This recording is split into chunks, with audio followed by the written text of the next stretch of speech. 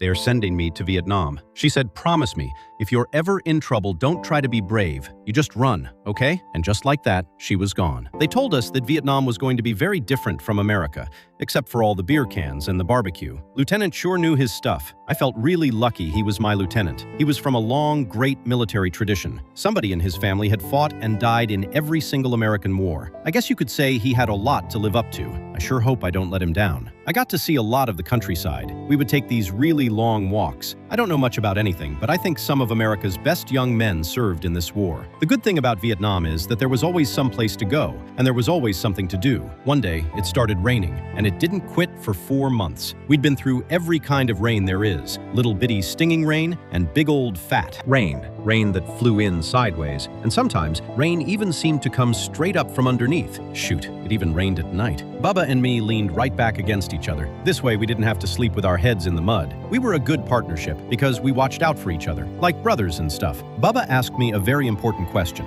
How about I get into the fishing business with him? We can pay the boat off with so many pounds of fish, so many pounds for gas. We can just live right on the boat. We don't have to pay any rent. He'll be the captain. We can just work it together. Split everything right down the middle. 50-50. All the fish you can eat. Bubba did have a fine idea. I even wrote to the girl I liked, told her all about it. I sent her letters. Not every day, but almost. I told her what I was doing and asked her what she was doing, and told her how I thought about her always, and how I was looking forward to getting a letter from her just as soon as she had the time. I'd always let her know that I was okay. Then, I'd sign each letter, Love, Forrest Gump. One day we were out walking, like always, and then, just like that, somebody turned off the rain and the sun came out. We were ambushed. I rolled to safety. I fired back, reloaded the clips. Our unit was down. Bubba yelled, "Run, Forrest, run!" I ran and ran, just like Jenny told me to. I ran so far and so fast that pretty soon I was all by myself, which was a bad thing. Bubba was my best good friend. I had to make sure that he was okay. On my way back to find Bubba, I found this boy lying on the ground. I couldn't just let him lie there, so I grabbed him up and ran him out of there. And every time I went back looking for Bubba, I came with another person, but no Bubba. I started to get scared that I might never find Bubba. I saved the lieutenant. He didn't want to be saved, but I did it anyway. I found Bubba. He was hurt badly. Bubba was my best good